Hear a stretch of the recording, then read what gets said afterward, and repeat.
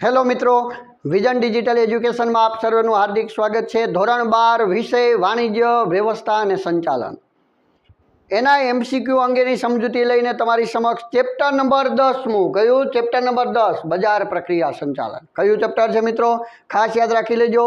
बजार प्रक्रिया संचालन 12मा ધોરણની અંદર 10મા ચેપ્ટરના एमसीक्यू आज આપણે સમજવાના છે। तैयार थई जाओ 10મા ચેપ્ટરના एमसीक्यू समझवा माटे। बजारीय संचालन में मार्केटिंग मिश्र एटले शुं? तो मित्रों, मार्केटिंग मिश्र नी अंदर 4P आवे। शुं आवे? 4P जे तमने दरेक ने खबर ज होई जोईए। मार्केटिंग मिश्र में शुं आवे? तो के 4P आवे। 4P एटले शुं साहेब? तो के पेदाश, किंमत, वितरण अने अभिवृद्धि। शुं कहेवाय? पेदाश, किंमत, वितरण अने अभिवृद्धि। केमां छे पेदाश, किंमत, वितरण अने अभिवृद्धि? डी में। तो शुं जवाब आवशे? डी जवाब आवशे। जो आमा शुं हतुं तो के आमा उत्पादन लखेलुं छे एटला माटे ई न आवे। आमा शुं कीधुं छे? हरीफो, सरकार, अन्य एवुं बधुं कीधुं छे एटला माटे न आवे। आमा कीधुं छे वाहन व्यवहार, बजार, ग्राहको एटला माटे न आवे। जवाब आवे छे पेदाश, किंमत, अभिवृद्धि अने वितरण। खास याद राखी लेजो। अत्यारे आपणे पेला समजूती मेळवी ज लईए। 4P नुं बहु महत्व रहेलुं छे। बराबर। 4P नी अंदर शुं आवे छे? तो के पहली बात करवामां आवे तो के पेदाश, बीजी बात करवामां आवे तो के किंमत, त्रीजी बात करवामां आवे तो के वितरण अने चौथी बात करवामां आवे तो के अभिवृद्धि। बराबर। पेदाश, किंमत, वितरण अने अभिवृद्धि आ जे छे ई चारे चार याद राखी लेवाना। आ पेदाश नी अंदर केनी वात करवामां आवे? तो के जे वस्तु है वस्तुनो रंग, वस्तुनु रूप, वस्तुनो कद, वस्तुनु वजन, पेकिंग, आ बधी बाबतोनो समावेश केमां आवे? तो के पेदाश में आवे। आम जोईए ने तो पेदाश नी अंदर 4 बाबतो आवे मित्रों। केटली बाबतो? 4 बाबतो आवे। ई 4 बाबतोनी अंदर शुं आवे? तो के वस्तुनो जे गुणधर्मो छे ते गुणधर्मो। बराबर। त्यारबाद शुं आवे? तो के ब्रांडिंग। त्रीजो तो के पेकेजिंग। शुं आवे? पेकेजिंग। खास याद राखजो। ब्रांडिंग पछी पेकेजिंग, गुणधर्मो, ब्रांडिंग, पेकेजिंग अने लेबलिंग। आ लेबलिंग क्यों, पेकेजिंग क्यों, ब्रांडिंग क्यों, आ बधी वस्तुओं केमां आवे? तो के पेदाशनी अंदर आवे। ब्रांडिंग एटले वस्तुमां तमने बधाने खबर छे कोई एनी उपर ब्रांडिंगनी अंदर सरकारनुं रक्षण मळी जाय एटले ट्रेडमार्क बनी जाय छे। पेकेजिंग एटले वस्तुनी गुणवत्ता सारी रहे एटला माटे उपर वस्तुने पेकिंग करवामां, जेमां वस्त्र गणवामां आवे छे। कोई पण वस्तुने वस्त्र पेकेजिंग गणवामां आवे। लेबलिंग एटले कागळनो टुकड़ो। लेबलिंग एटले शुं? तो के कागळनो टुकड़ो जेनी उपर किंमत ने ए बधुं दर्शावेलुं होय छे ते वस्तु केमांथी बनी छे। बराबर। टोल फ्री नंबर घणीवार आपेलो होय छे। अने ब्रांडिंग एटले निशानी करवी। शुं करवी? ब्रांडिंग एटले निशानी। हे तमे नाइकना शूज लेवा जाओ छो तो निशानी जोईने ओळखी जाओ छो, ए एना कारणे ब्रांडिंगना कारणे। तो आ बधी बाबतो पेदाशमां समावेश थाय। रही बात किंमतनी, तो किंमत केना आधारे नक्की थाय? तो किंमत एटले कोईपण वस्तुनुं नाणामां मूल्य। कोईपण वस्तुनुं नाणामां मूल्य एने किंमत कहेवाय। हवे किंमत छे ते वस्तुनी मांगना आधारे नक्की थाय, हरीफाईना आधारे नक्की थाय। केना आधारे? मांग छे, हरीफाई छे, पछी सरकारनो केवा प्रकारनो टेक्स लागे छे, करवेरो केवो छे एना उपर वस्तुनी वेचाण वेरोनी एना उपर किंमत नक्की करे।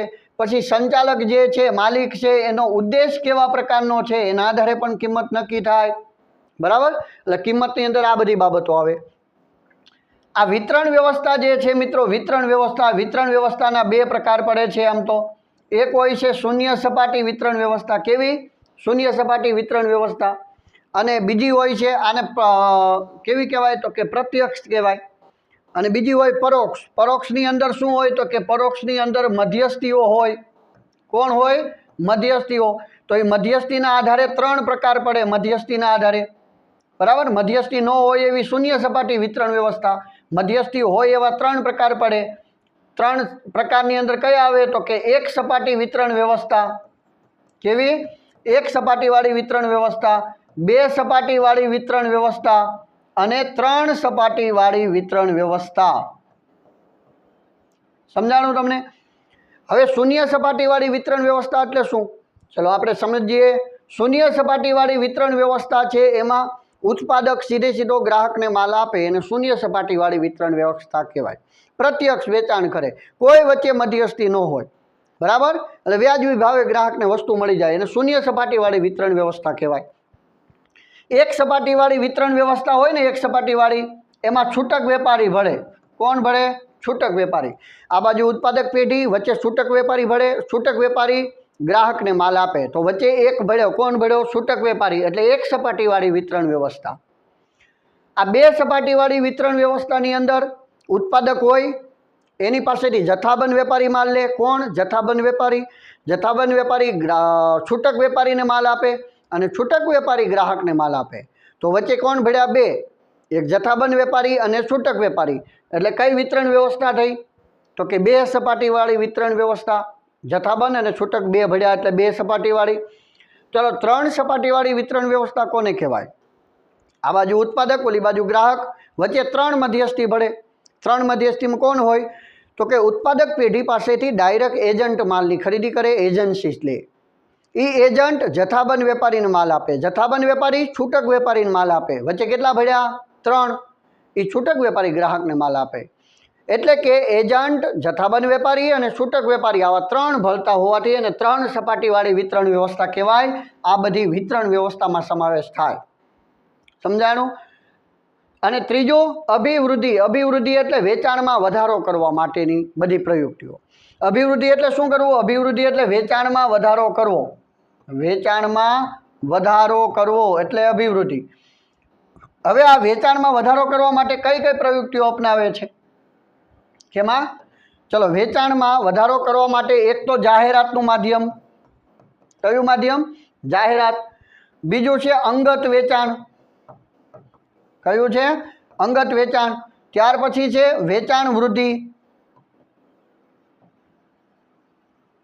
અને છેલ્લું છે પ્રસિદ્ધિ. આ અભિવૃદ્ધિ માટેના 4 અંગો છે: જાહેરાત, અંગત વેચાણ, વેચાણ વૃદ્ધિ અને પ્રસિદ્ધિ. એમાંથી સૌથી પ્રચલિત કોઈ હોય તો એ જાહેરાત રહેલું છે. તો આ બધી જે વસ્તુ ભણવાની છે એમાં 4Pમાં બધું આવી ગયું. કેમાં આવી ગયું? 4P એટલે કે પેદાશ, કિંમત, અભિવૃદ્ધિ અને વિતરણ. ઓકે, ચાલો આગળ વાત કરીએ. બજારીય વિભાવનામાં કોણ કેન્દ્ર સ્થાને હોય છે? બજારીય વિભાવનામાં કોણ કેન્દ્ર સ્થાને હોય? પેદાશ, ઉત્પાદક, ગ્રાહક કે નફો? મિત્રો બજારીય વિભાવના હોય ને, બજારીય વિભાવના એમાં કેન્દ્ર સ્થાને ગ્રાહક હોય. કોણ હોય છે? ગ્રાહક. ગ્રાહક બજારનો રાજા છે. આ બજારીય વિભાવના એક એવી વિભાવના છે જેને આધુનિક વિભાવના કહીએ કે આપણે, જેમાં ગ્રાહકને ધ્યાનમાં રાખીને વસ્તુનું ઉત્પાદન કરવામાં આવે. એનાથી ગ્રાહકને ફાયદો થાય છે કે નહીં જોવાનું. ગ્રાહકને નુકસાન થાય તો ભલે થાય, ગ્રાહકને જોઈએ છીએ એટલે અમે આપીએ છીએ. બરાબર. આ બજારીય વિભાવના. ગ્રાહક જ બજારનો રાજા. ગ્રાહકને જે માંગે એ વસ્તુ પ્રોવાઈડ કરવાની, જ્યારે માંગે ત્યારે, જે સ્થળે માંગે એ વસ્તુ પહોંચાડવાની. બજારીય વિભાવના. બરાબર. એટલે આ બજારીય વિભાવના છે ને ગ્રાહકને કેન્દ્ર સ્થાને રાખીને ઉત્પાદન કરે છે. ઓકે, ચલો આગળ વધીએ. બ્રાન્ડિંગનો મુખ્ય કયો ઉદ્દેશ? મિત્રો એ પહેલાં એક વાત કહી દઉં. આ પેદાશ વિભાવના હોય તો એ તૈયાર કરી નાખવાની, ઉત્પાદન વિભાવના તૈયાર કરી નાખવાની, અને બજારીય વિભાવના જે છે તે બજારીય વિભાવના. આ બધી વિભાવનાઓ જે છે કમ્પ્લીટ તૈયાર કરી નાખવાની, જેથી કરીને તમારા માર્ક રોકડા મળી જાય. આમાંથી MCQ વધારે પૂછાય. તમામ પ્રકારની વિભાવનાઓ તૈયાર કરી નાખવાની. ક્લિયર? કયા દેશમાં કેવો દેશ હોય તો કઈ વિભાવના અમલમાં મૂકવામાં આવે છે, બરાબર, એ ખાસ તૈયાર કરી નાખવાની. અને આ બજારીય વિભાવના છે એમાં ગ્રાહકને કેન્દ્ર સ્થાને માનવું. ચલો, બ્રાન્ડિંગનો મુખ્ય ઉદ્દેશ શું છે? હમણાં જ વાત કરી, પેદાશનો એક ભાગ બ્રાન્ડિંગ, નિશાની કરવી. તો એનો મુખ્ય ઉદ્દેશ શું છે? પેદાશ વધુ ટકાઉ બનાવવાનો, પેદાશની જાહેરાત કરવાનો, પેદાશ કાયદા મુજબ બનાવવાનો, કે હરીફોની પેદાશથી પોતાની પેદાશ અલગ બનાવવાનો? તો તમને ખ્યાલ આવી ગયો છે, ડી જવાબ આવે છે. હરીફોની પેદાશથી પોતાની પેદાશ અલગ બનાવવાનો મુખ્ય ઉદ્દેશ રહેલો છે. હવે મુખ્ય ઉદ્દેશ કીધો છે, જાહેરાત કરવાનું કામ કરે છે, પણ મુખ્ય ઉદ્દેશ કયો? હરીફોની પેદાશથી પોતાની પેદાશ અલગ કરવાનો. બ્રાન્ડિંગ એટલે નિશાની.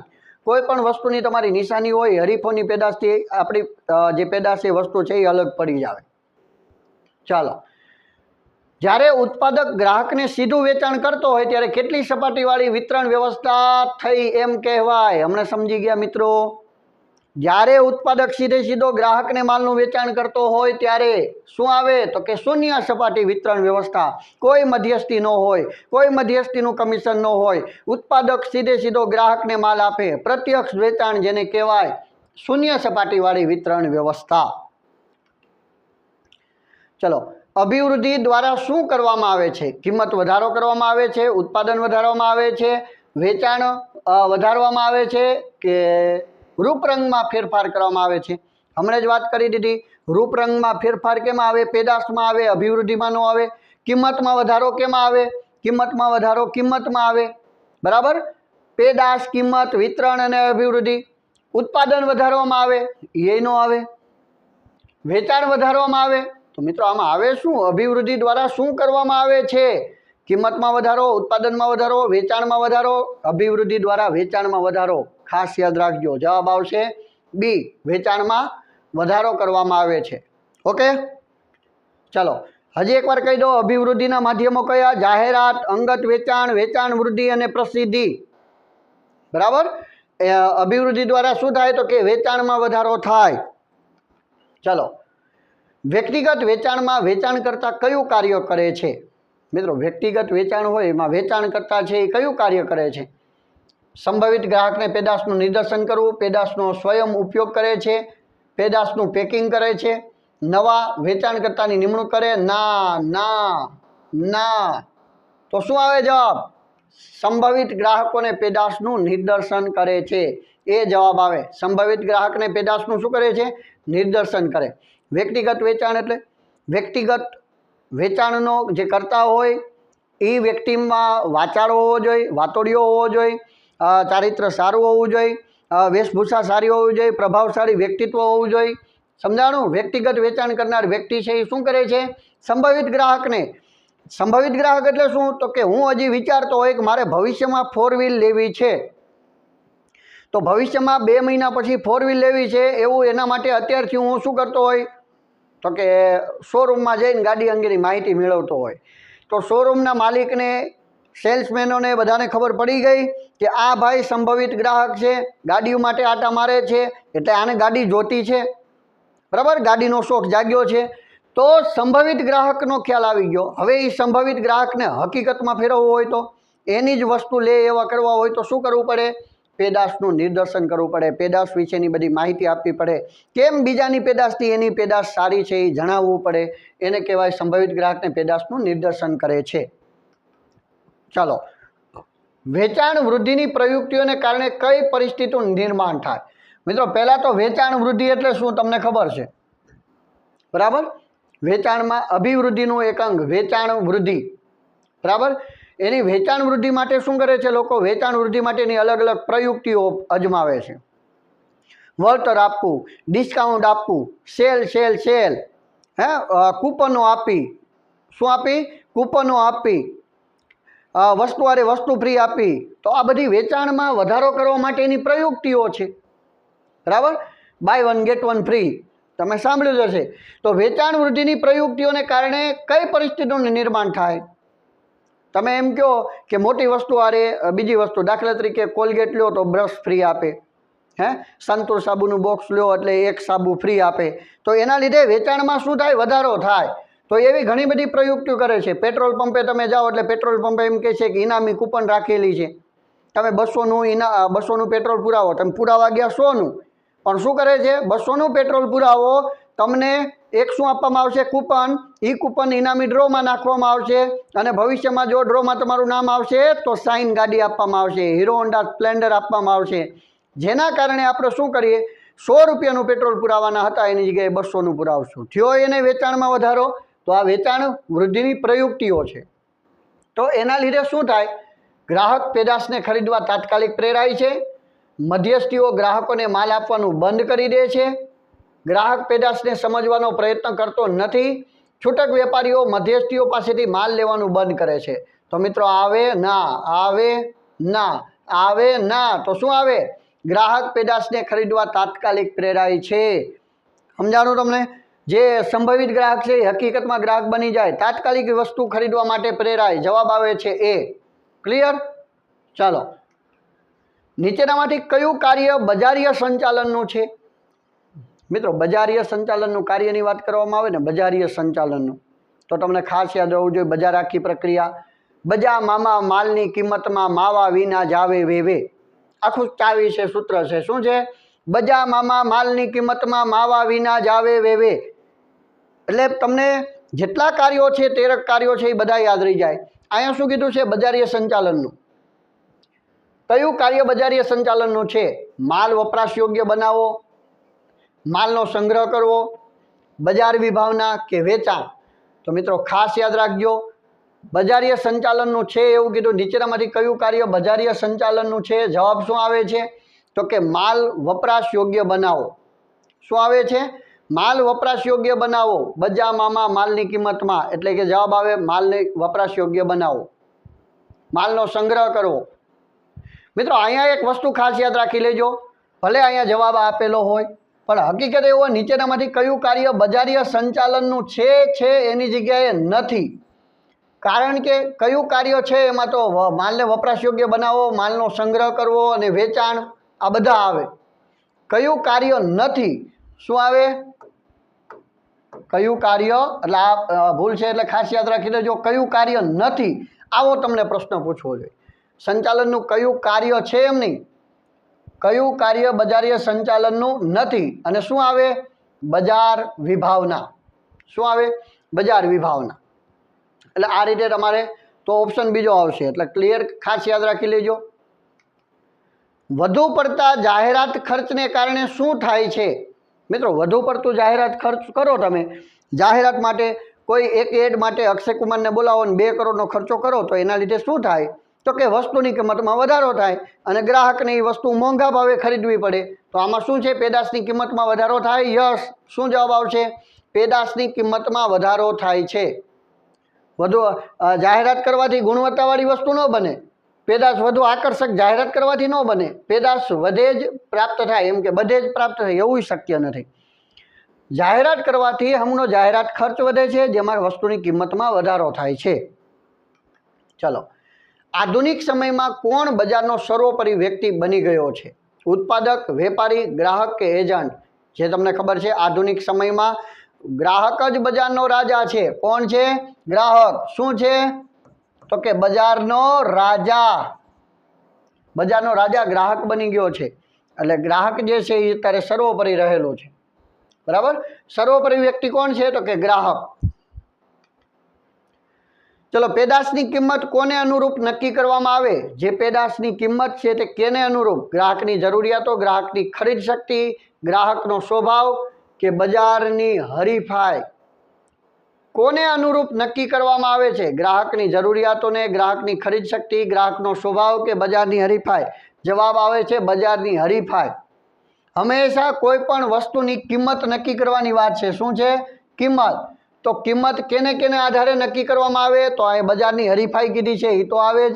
બીજી તો કે કેવી વસ્તુની માંગ છે એના આધારે, મેં તમને કીધું એમ, કેવો એની વસ્તુની કિંમત ઉપર ટેક્સ ચૂકવવો પડે છે એના આધારે, આ બધી વસ્તુઓના આધારે કિંમત નક્કી થાય, બરાબર? એટલે ખાસ યાદ રાખજો, બજારની હરીફાઈના આધારે નક્કી થાય। બજાર પ્રક્રિયામાં કેટલા પક્ષકારો હોય? મિત્રો બજાર પ્રક્રિયા છે એમાં કેટલા પક્ષકારો હોય? 2, ખરીદનાર અને વેચનાર। યસ કે નો? જોઈએ છે કેટલા પક્ષકારો હોય બજાર પ્રક્રિયામાં? 2 પક્ષકારો હોય, બરાબર?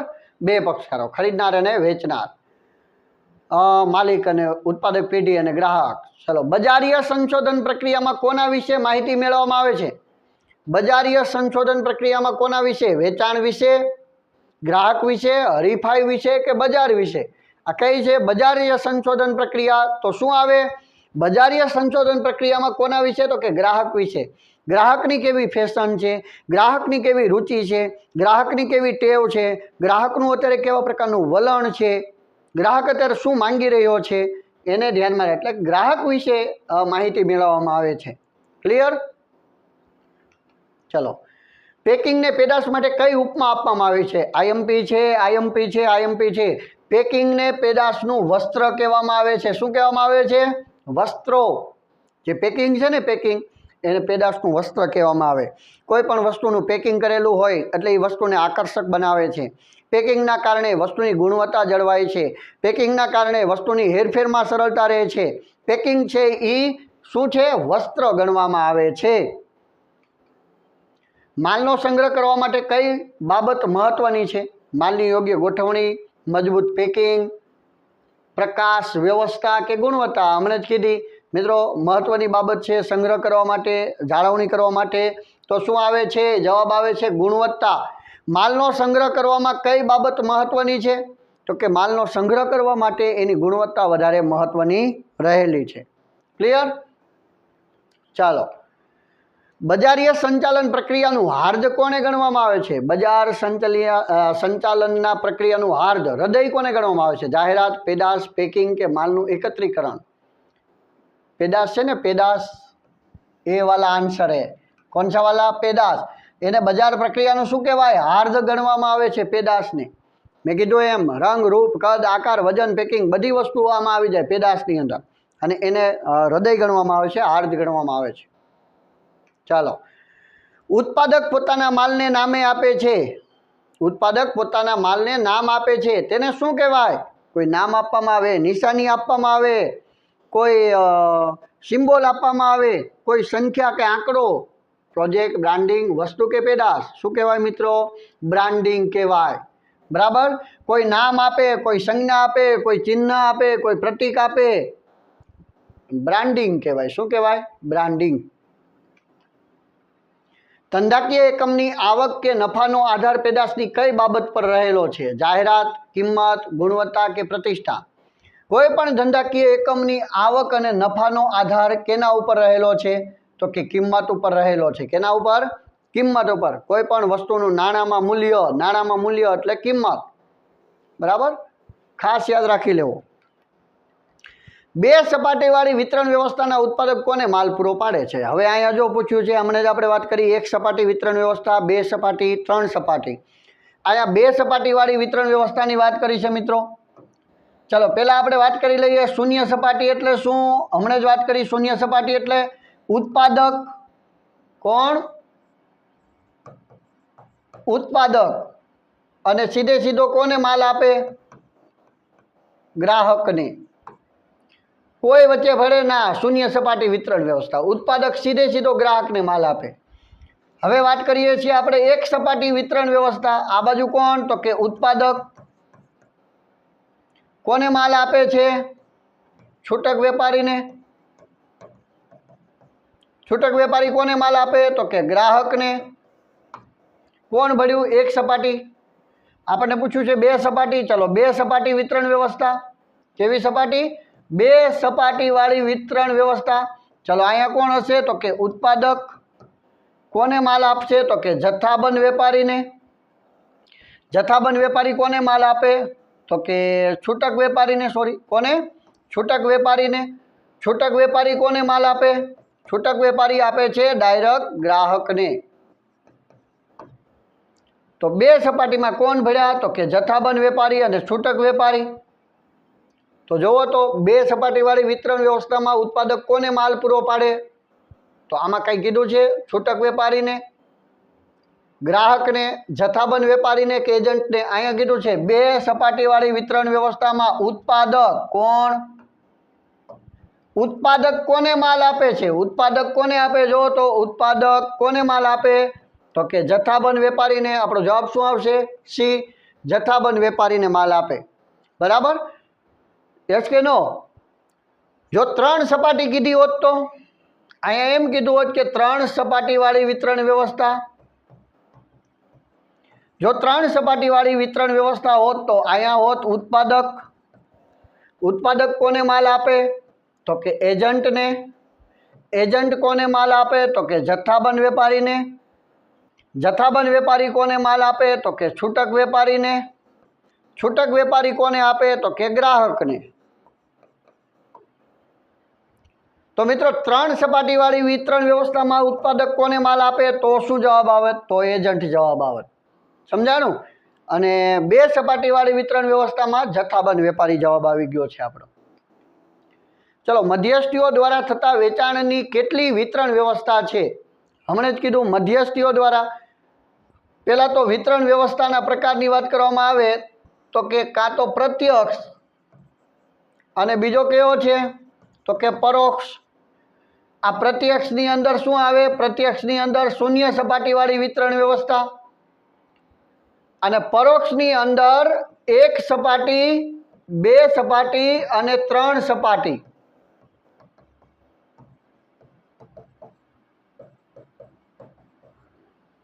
એટલે કે શું કહે છે? મધ્યસ્થીઓ દ્વારા. આ જે છે પ્રકાર ઈ કયો છે? મધ્યસ્થીઓ દ્વારા. મધ્યસ્થીઓ દ્વારા 3 પ્રકાર પડે છે, 1, 2 અને 3. એટલે આપણો જવાબ આવશે સી. શું આવે છે? સી, 3. ક્લિયર? કોઈ ભૂલ ન કરતા. અહીંયા પૂછ્યું છે કેવું? કે મધ્યસ્થીઓ દ્વારા, તો 3 આવે. જો એમ કીધું હોત કે વિતરણ વ્યવસ્થાના પ્રકારો, તો 4. શૂન્ય સપાટી, 1 સપાટી, 2 અને 3 ને 4. પણ અહીંયા શું કીધું? મધ્યસ્થીઓ દ્વારા. તો મધ્યસ્થીઓ તો આમાં હોય, શૂન્ય સપાટીમાં ન હોય, એટલા માટે 3. નિશાની એ પેદાશની કેવી ઓળખ છે? દ્રશ્ય, અદ્રશ્ય, તળ કે એક પણ નહીં? મિત્રો કેવી છે? દ્રશ્ય છે. નિશાની એ પેદાશની દ્રશ્ય છે. બરાબર? દ્રશ્ય ઓળખ છે. મિત્રો અહીંયા પણ થેન્ક યુની સ્લાઇડ આવી જાય છે. ચેપ્ટર નંબર 10ના જે MCQ હતા એ તમારી સમક્ષ રજૂ થઈ ગયા છે. હવે નેક્સ્ટ વિડીયોની અંદર 11મું ચેપ્ટરના MCQ લઈને આવીશ. ત્યાં સુધી જય હિન્દ, જય Bharat. Thank you very much.